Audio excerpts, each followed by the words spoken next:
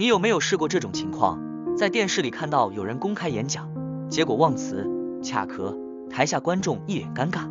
奇怪的是，你自己明明只是坐在沙发上看，却也跟住缩起肩膀，手指都捏紧了，好像那份尴尬也传染到你身上。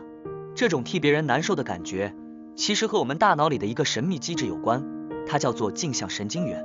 大脑里有一群特别的神经细胞，当你做出某个动作的时候，它会被激活。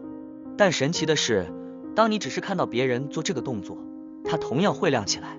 举个例子，你看到别人打哈欠，你也忍不住跟住打哈欠；你看到别人撞到脚趾，脸部表情瞬间一扭曲，旁幅疼痛从荧幕里传到你身上。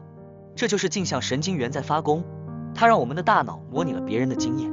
那么问题来了，为什么我们要有这么一个自找麻烦的机制？答案很可能藏在我们的进化里。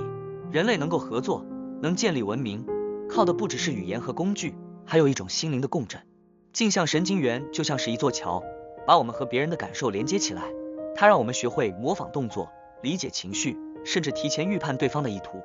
想想小婴儿，他们不需要上课就能学会笑，学会挥手，甚至模仿父母的表情。这不是神奇的直觉，而是镜像神经元在偷偷帮忙。可是这份礼物也有它的副作用。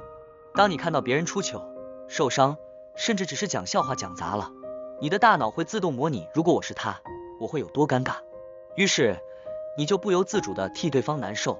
换句话说，尴尬不只是他的，而是被你的大脑复制，暂时变成了我们的。这就是为什么你会觉得看别人尴尬，比自己上场还要难受。有趣的是，这种共情并不只存在于尴尬上。比方说，看一部热血电影，你可能跟住角色的拳头握紧；看一场感人的比赛，你会感觉自己也在场上奔跑；甚至在小说里，你能沉浸到角色的悲欢离合里。这一切背后都离不开镜像神经元，它让我们不只是观众，而是心灵上的参与者。不过，科学家对镜像神经元的研究其实还充满谜团，它究竟是同理心的根源，还是只是大脑的一个辅助机制？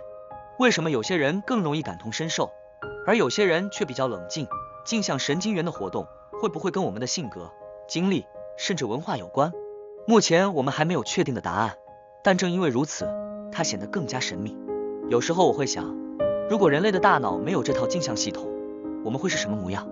或许世界会少一些理解，多一些冷漠，我们可能无法那么快学会语言，甚至文明的进程都会被延迟。也正是因为这份能感受到别人感受的能力，我们才懂得同情，才会被故事打动，才会在陌生人跌倒时伸出手。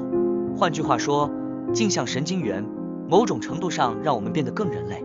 所以下次当你看见别人出糗，忍不住一起尴尬时，不妨偷偷笑一笑，想一想，这其实是你的大脑在提醒你，我们并不是孤立的个体，而是彼此映照的镜子。